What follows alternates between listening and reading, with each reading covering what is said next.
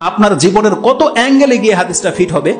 আপনার 24 ঘন্টা সময়ের মধ্যে আপনি যে 8 ঘন্টা নষ্ট করতেন, এই একটা হাদিসের উপর আমল করলে আপনার 8 ঘন্টা বেঁচে যাবে। যারা এই যে ভ্রমণের নামে একটু আমোদ প্রমোদের জন্য আপনারা যারা ভিজিট করতে যান বিভিন্ন সৈকতে আর বন জঙ্গলে গিয়ে সেলফি উঠান, আপনার মধ্যে দিনদারিত্বের ত্রুটি আছে। এটা আমি মাহমুদ বলে দিলাম আপনাকে। বড় আলেমদের ফতোয়া লাগবে না এই ক্ষেত্রে। আপনি যত বড় ইমামদেরকে জিজ্ঞেস করেন, ইনশাল্লাহ তার কথার বিপরীত আমার কথা হবে না। নিঃসন্দেহে এটা কোনোদিন ইসলামিক থিওরি হতে পারে না। পদ্মা সেতু আপনার যদি কোনোদিন প্রয়োজন হয় আপনি যায়েন, কিন্তু আপনি ফ্যামিলিকে গাড়ি ভাড়া করে পদ্মা সেতু দেখতে যাইবেন আর আপনি বলতেছেন যে একটু মনোরঞ্জনের প্রয়োজন, আপনি ধর্মই বুঝেননি। এমন একটা নেতা বানিয়ে ফেলেছেন যে স্টেডিয়ামে বসে খেলা দেখবে, তার মানে এই জাতি অধপতনে যাবে, এত কোনো সন্দেহ নেই। এবং রাসূল সাল্লাল্লাহু আলাইহি ওয়াসাল্লাম বলছেন, ওয়াদা মালাইসা ইয়ানিক, যেই কাজে তোমার জান্নাত তুমি পাবে না, নেকি নাই পরকালে, একটা নেকি নাই, এমন কোন কাজে তুমি লিপ্ত হয়েও না। ওয়াদা, ছেড়ে দাও সেই কাজকে সেই কথাকে ছেড়ে দাও। এতটা শুধু বলেছে রাসূল সাল্লাল্লাহু আলাইহি ওয়াসাল্লাম। আপনার জীবনের কত অ্যাঙ্গেলে গিয়ে হাদিসটা ফিট হবে। আপনার 24 ঘন্টা সময়ের মধ্যে আপনি যে 8 ঘন্টা নষ্ট করতেন, এই একটা হাদিসের উপর আমল করলে আপনার 8 ঘন্টা বেঁচে যাবে। আপনি দেখেন আপনি কত ঘন্টা নষ্ট করেন, কোথায় বসে আপনি কত ঘন্টা নষ্ট করেন। আরে আমাদের সালাফরা খাদ্যের ক্ষেত্রে আমরা ঘন্টার পর ঘন্টা লোকে বসে বসে খাই, তারা এত সময় খাদ্যের মধ্যে ব্যবহার করতো না। আর আজকে আমরা চায়ের হোটেলে বসে, আপনাদের নাকি সময় পাস হয় না। সুবহানাল্লাহ, সময় নাকি পাস হয় না। আমাদের একজন শিক্ষক জালালউদ্দিন কাসেমি, সম্ভবত ওনার বক্তব্যে শুনেছিলাম, কোন এক ফিল্ড মাঠের মধ্যে তিনি দেখছেন পোলাপান ক্রিকেট খেলছে। তিনি সকালে যাচ্ছেন, বিকালবেলা কোন একটা সেমিনার শেষ করে এসে দেখে ওই লোকগুলো তখনও ওই মাঠেই খেলাধুলা করতেছে। তিনি গাড়িটা থামিয়ে দিয়ে বলতেছে যে ওরা কি করে, বলতেছে ওরা টাইম পাস করে। তো তিনি বলতেছেন সুবহানাল্লাহ, ওদের কাছে এত টাইম যে ওরা টাইম খরচ করবে কোথায় জায়গা পায় না। আল্লাহ যদি আমাদের টাইমটা একটু বাড়িয়ে দিত।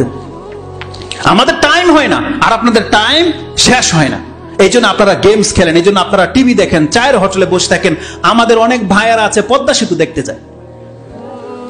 আপনার দ্বারা দিন সেফ নয়। পদ্মা সেতু আপনার যদি কোনোদিন প্রয়োজন হয় আপনি যায়েন, কিন্তু আপনি ফ্যামিলিকে গাড়ি ভাড়া করে পদ্মা সেতু দেখতে যাইবেন আর আপনি বলতেছেন যে একটু মনোরঞ্জনের প্রয়োজন, আপনি ধর্মই বুঝেননি।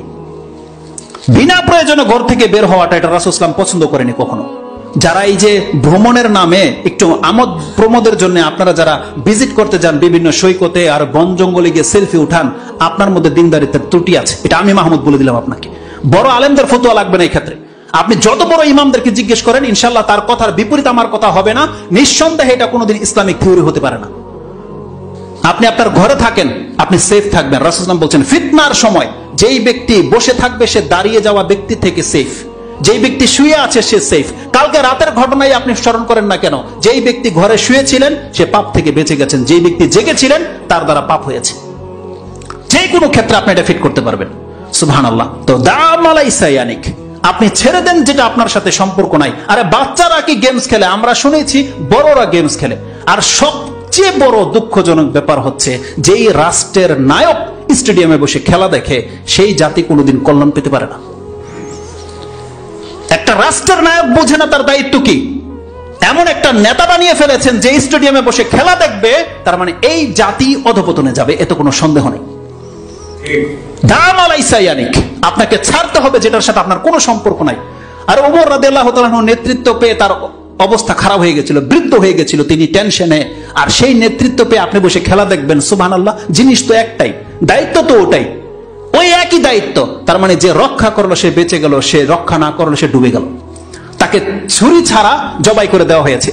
এই মর্মেও উক্তি রয়েছে ওমর রাদিয়াল্লাহু তাআলা, যাকে নেতৃত্ব দেওয়া হলো তাকে চাক্কু ছাড়াই জবাই করে দেওয়া হয়েছে। সে তার পরকাল ধ্বংস করেছে। আর যদি সে পরকালকে ঠিক রেখে চলতে চায়, তাহলে সেই ব্যক্তি কোনোদিন স্টেডিয়ামে বসে খেলা দেখার মতন ক্ষমতা তার নাই, পারে না সে। এটা একমাত্র নির্বুদ্ধি পারে। তা রাসূলুল্লাহ সাল্লাল্লাহু আলাইহি ওয়াসাল্লাম বলেছেন, দা মালাইসা ইয়ানিক, তুমি সেটা ছাড়ো যেটা তোমার সাথে কোনো সম্পর্ক নাই। তোমার দিনের কোনো উন্নতি হবে না, চরিত্র কোনো উন্নত হবে না।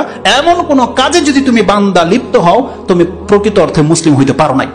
এই কথাগুলো ছিল তাদের কাছে দ্বীনের বুনিয়াদ, মূল।